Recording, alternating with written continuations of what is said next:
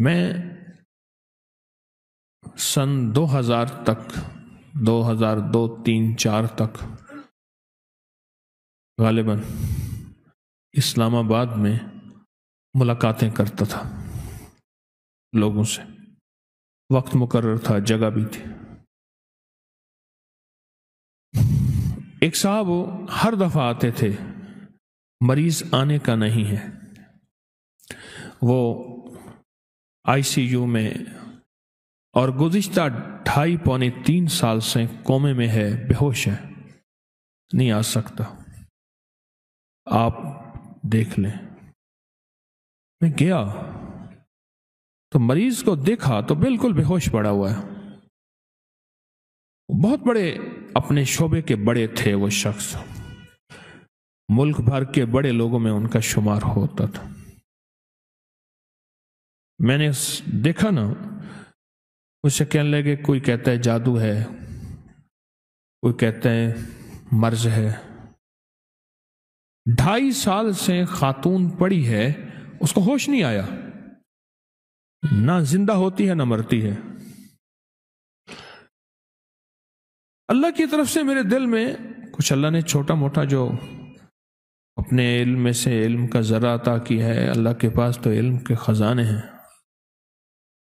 میں نے کہا اس کے لیے استغفار کریں،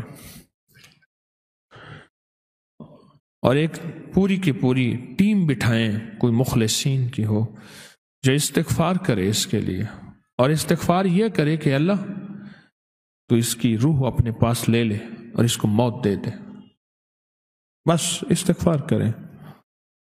اسے کہنے لگے موت؟ میں نے کہا سچ تو یہی ہے جو میری سمجھ میں آئی ہے، میں اپنی سمجھ کا دعویٰ نہیں کرتا.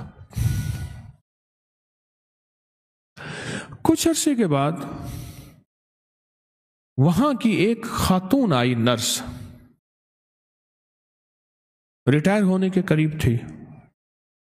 تسبیح خانے سے اس کی نسبت کہ پتہ چلا کہ حضرت آپ آئے تھے وہاں، مجھے پتہ چلا میری ڈیوٹی فلاں ٹائم کی تھی، آپ فلاں وقت میں آئے تھے، میں دن کو گیا تھا، اس کی نائٹ کی ڈیوٹی تھی، رات کی. میں نے پوچھا کیا ہے؟ مجھے تو وہ خاتون کسی پکڑ میں نظر آئی ہے. مجھے کہنے لگی حضرت ہم بول نہیں سکتے، بڑے لوگ ہیں.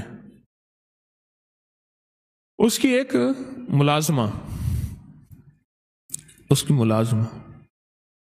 اور اس کی ملازمہ کا بچہ تھا، گھر میں کام کرتی تھی. اس کے بچے نے اٹھا کے کوئی چیز کھا لی جو اس کے دسترخوان پہ پڑی تھی.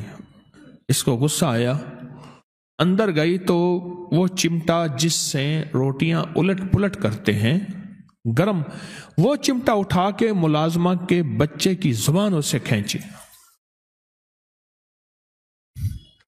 اس کی زبان جل گئی، بیچارہ چیختا رہا. ماں اسے لے گئی، معافیاں مانگتی رہی ماں. بس کچھ ہی عرصے کے بعد اس کے سر میں درد ہوا، اور سر میں درد کے بعد بے ہوش ہو گئی اور آج تک ہوش میں نہیں آئی. اللہ کے نبی علیہ الصلوۃ والسلام میرے کملی والے فرماتے ہیں میں 70 دفعہ صبح اور 70 دفعہ شام استغفار کرتا ہوں. نبی پاک معصوم تو فرماتے ہیں میں 70 دفعہ صبح، میں 70 دفعہ شام استغفار کرتا ہوں.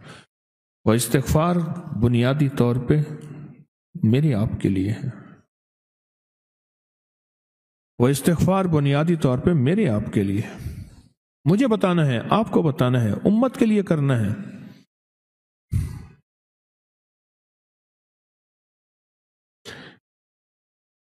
اور اگر استغفار ہماری زندگی سے چلا جائے، نکل جائے،